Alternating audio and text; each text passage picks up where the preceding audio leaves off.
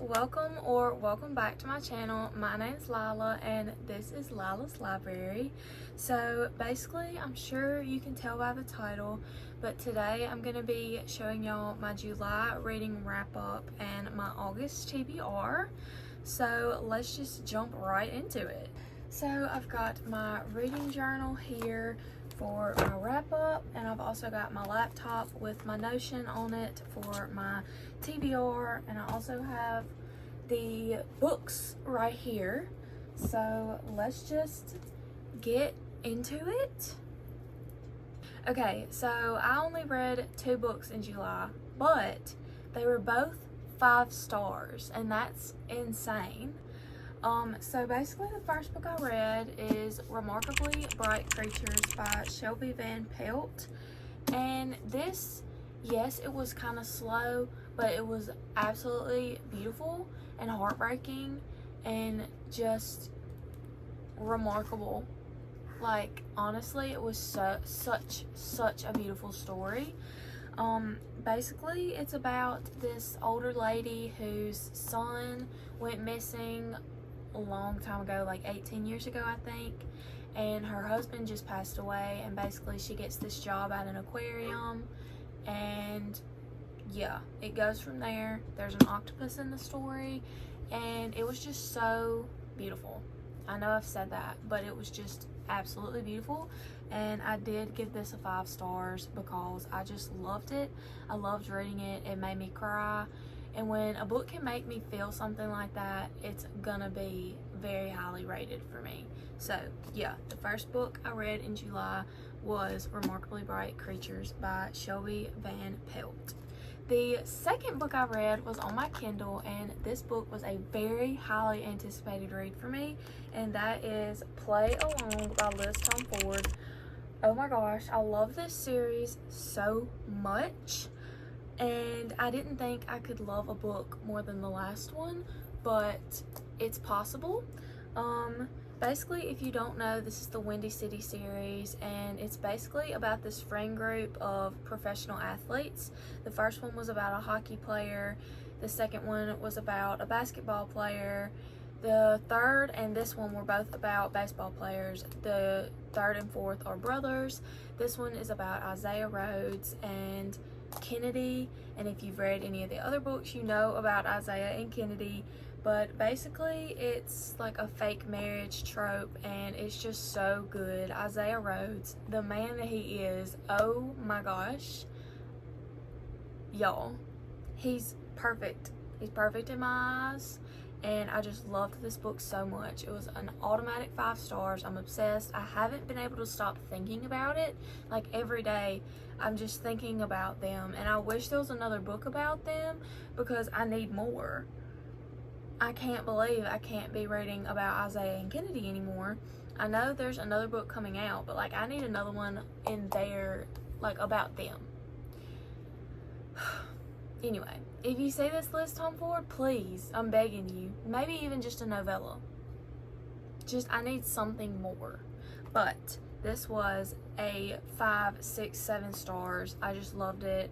One of my new favorite romances that I've read, and I can't wait for the last one, but I just miss Isaiah and Kennedy already. So yeah. And guys, if you wanted to see, this is my journal spread for July. We have this, and then we have the TBR and the wrap up. I do still have to do the spreads for both of the books that I read this month, because I decided that I would just do one for each since they were both 5 stars and I only read 2. So I'm going to put one on each page, and they're just going to be wonderful. Okay, now on to the August TBR. It is quite a few books. I know I'm not going to get to all of them 100%. Like, I'm fully aware of that. It's just a broad spectrum of the books that I want to read. So basically, first book we have is a novel love story by Ashley Poston.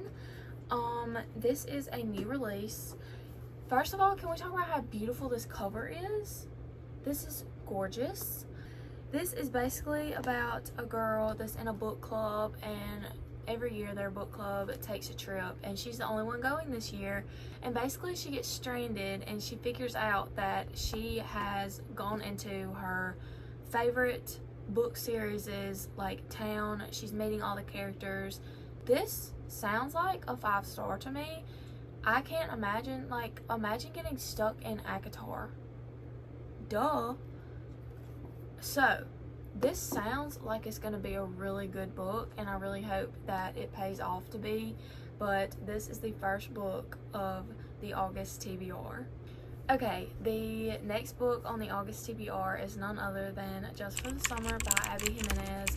I don't know if y'all know, but I'm obsessed with Sarah Caroli, Destiny Sidwell, Haley Pham, and both Destiny and Sarah have raved about this book, and I just trust them so much with their opinions that I know I'm gonna like it. 4 dates, a kiss, and a breakup, that's all it will take to find their soulmate. That's the very short synopsis that is on the back right there. I'm not gonna read all this to y'all because I know y'all don't care, but it's basically this relationship that's supposed to only last just for the summer, and of course, you know, it's probably gonna turn out to be more than that. But I've heard nothing but great things about this. Also heard nothing but great things about Abby Jimenez, and I'm just really excited to read this book. And it is also a part of my summer reading challenge that I have for myself. There's 12 books on here. I've only read one, and I basically need to read all of them before the end of August. And I know that's not gonna happen, but it is a part of my summer reading challenge, so hopefully I can just get that one off of the challenge. I can mark it off, hopefully. Okay, sorry if the angle changed. I had to text my mom back, so I had to move my phone. The next book on the August TBR is one that I'm kind of ashamed of myself because I haven't read yet, and that is Fourth Wing. Now, I do have the book. It's just on my nightstand because I'm currently reading it, and I love it. But this is on the TBR. I hope I finish it. And basically, you know Fourth Wing. It's dragons. It's a school, riders, quadrants.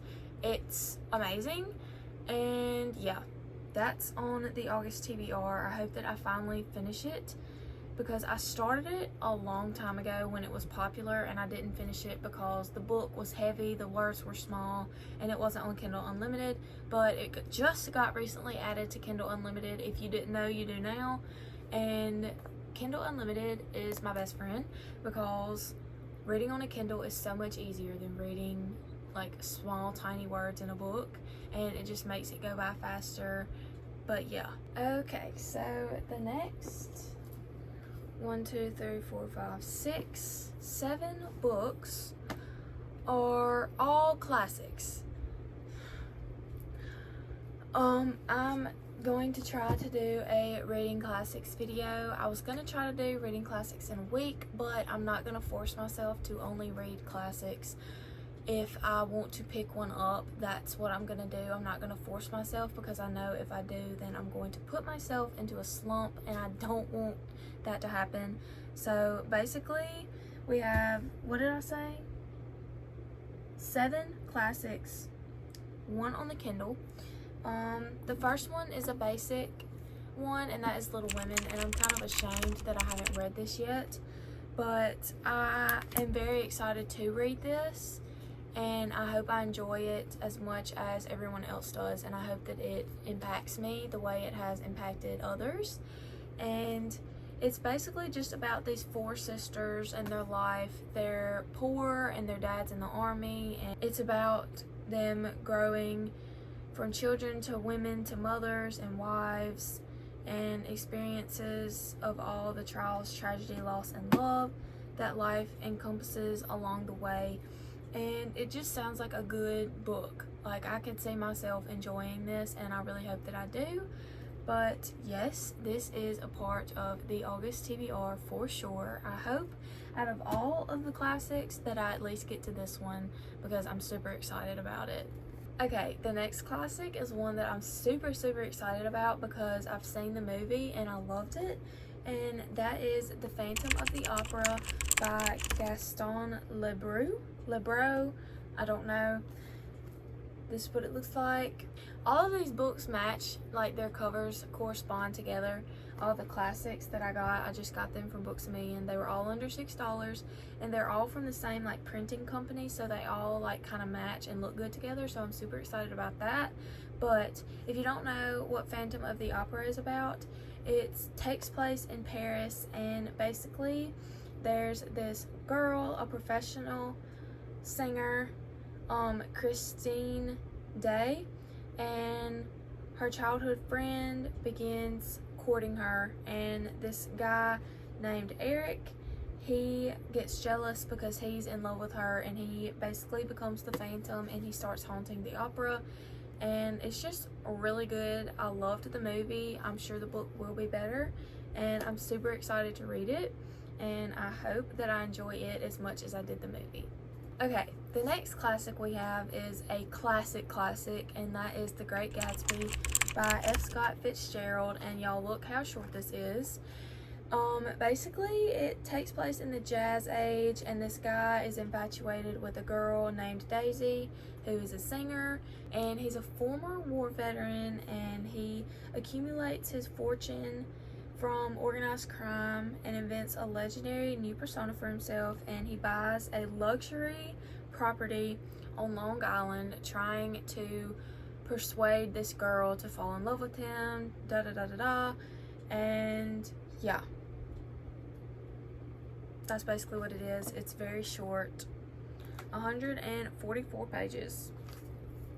So I'm excited to read this one as well. My high school sucked. We didn't read many of the classics.